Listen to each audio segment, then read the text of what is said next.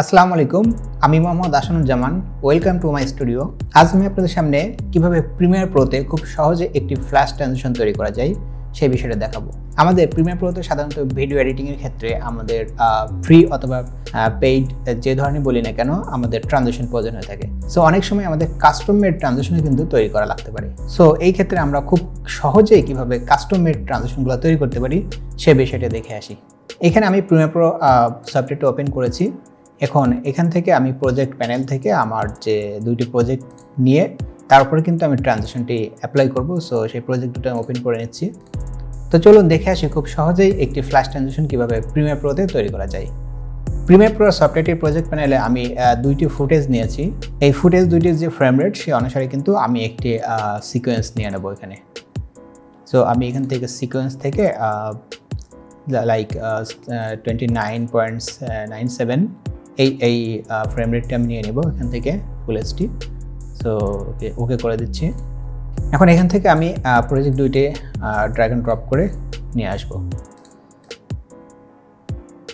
So এখানে যদি আমি একটু বড় করে দেখাই, এখানে দুইটি ফুটেজ ব্যবহার করেছি। এই দুইটি ফুটেজের যে মিডল একটি পয়েন্ট আছে এখানে কিন্তু আমরা সাধারণত ট্রানজিশন ব্যবহার করে থাকি, রাইট? আমরা যারা সাধারণত ট্রানজিশন ব্যবহার করেছি এর আগে তারা জেনে থাকবো যে ট্রানজিশন কীভাবে ব্যবহার করা থাকে। ওই বিষয়টাতে আমি না গেলাম। আজকে শুধু আমি দেখাবো কীভাবে আমরা ট্রানজিশনটি তৈরি করতে পারি এবং সেইটি আমরা কীভাবে ব্যবহার করতে পারি। তো এখানে যে ফুটেজটি আছে এই ফুটেজটি আমার কাছে একটু বেশি বড় মনে হচ্ছে এবং এটি কিন্তু তার থেকে তুলনামূলক অনেক ছোটো। সো আমি আমার কাজ দেখানোর সুবিধার্থে আমি আমার মতো করে এটার টাইমিংটা করে নিচ্ছি। এখন ফ্ল্যাশ ট্রানজিশনটি তৈরি করার জন্য কিন্তু একটি অ্যাডজাস্টমেন্ট লেয়ার নেব। সো আমি এখানে প্রজেক্ট প্যানেল থেকে রাইট ক্লিক করে নিউ আইটেম থেকে আমি একটি অ্যাডজাস্টমেন্ট লেয়ার এইটিতে ক্লিক করার মাধ্যমে এবং সেই সাথে সাথে আমার যে ফুটেজ এবং এই ফ্রেম রেট এটা দেখে নিতে হবে ঠিক আছে কিনা। সো এখানে 29.97 এখানে এই ফ্রেম রেটটি নিয়ে আমি একটি অ্যাডজাস্টমেন্ট লেয়ার তৈরি করছি। এখন রাইট ক্লিক করে এখান থেকে স্পিড ডিউরেশনটি ক্লিক করার মাধ্যমে যে কত ফ্রেম আমি নিতে চাই। সো আমি এখানে 10 ফ্রেমে অ্যাডজাস্টমেন্ট লেয়ারটি রাখতে চাচ্ছি।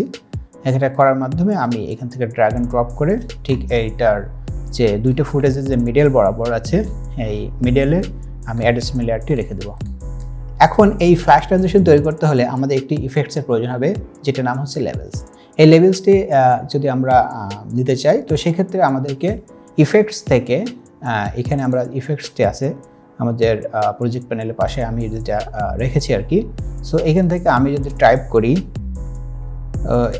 লেভেলস অ্যাডজাস্ট থেকে লেভেলস, এইটি আমি এখানে এনে ড্র্যাগ অ্যান্ড ড্রপ করে এরপরে ছেড়ে দেবো।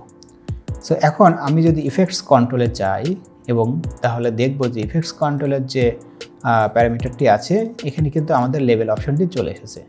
এখান থেকে আমি এটাকে এক্সপান্ড করে এখানে দ্বিতীয় যে অপশনটি আছে RGB হোয়াইট এটিতে আমরা নিয়ে কাজ করব। এখন এখানে আমরা তিনটি কি ফ্রেম ইউজ করব।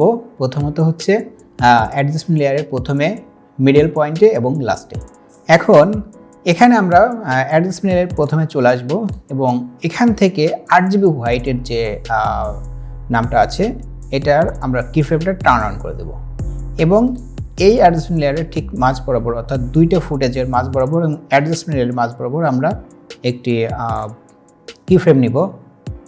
ওকে, এবং এখানে আমরা ভ্যালু করে দিব 0। সো প্রথমে আমরা 255 রেখে দিলাম, মিডল এসে আমরা ওটাকে 0 করে দিলাম এবং সবার শেষে এখান থেকে যদি আমরা অ্যাডজাস্টমেন্ট লেয়ারে যাই তো সবার শেষে এখান থেকে কিন্তু আমরা আবার 255 এখানে লিখে দিতে পারি অথবা এখানে যে রিসেট প্যারামিটারস আছে এটাতে ক্লিক করলেই কিন্তু সে আগের ভ্যালুটি নিয়ে নেবে। এখন আমরা এটাকে প্লে করে দেখব যে আসলে ট্রানজিশনটি আমাদের কেমন হয়েছে।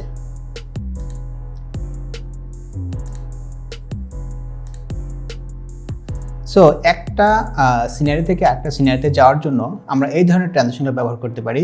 এখন আমি এই ফ্ল্যাশ ট্রানজিশনতে কিন্তু একটি সাউন্ড ইফেক্ট ব্যবহার করব। তো চলুন আমার কাছে আপাতত যেই ধরনের সাউন্ড আছে তার ভিতর থেকে একটি ব্যবহার করে দেখি আসলে এটা কেমন দেখতে এবং শুনতে লাগে। তো আমি এখানে মোটামুটি একটি সাউন্ড নিয়ে রেখেছি এবং সেটাকে ড্র্যাগ অ্যান্ড ড্রপ করে এখানে ছেড়ে দেব। এখন এটাকে আমি যদি প্লে করি তাহলে সো আবার যদি আমরা এটাকে প্লে দেই, সো একটা সিনারি থেকে আরেকটা সিনারিতে যাওয়ার জন্য এই ধরনের ফ্ল্যাশ ট্রানজিশনগুলো কিন্তু খুব ভালো লাগে। এই ধরনের ফ্ল্যাশ ট্রানজিশনগুলো একটা সিনারি থেকে আরেকটা সিনারিতে পরিবর্তন হওয়ার ক্ষেত্রে আমি ব্যবহার করে থাকি এবং এটা আমার কাছে বেশ ভালো লাগে। যদি এই ভিডিওটি আপনাদের ভালো লাগে অবশ্যই আপনাদের বন্ধুদের সাথে শেয়ার করবেন, চ্যানেলটি সাবস্ক্রাইব করে রাখবেন এবং সেই সাথে সাথে আমার পেজটিতে একটি লাইক দিবেন। সবাই ভালো থাকবেন। আসসালামু আলাইকুম।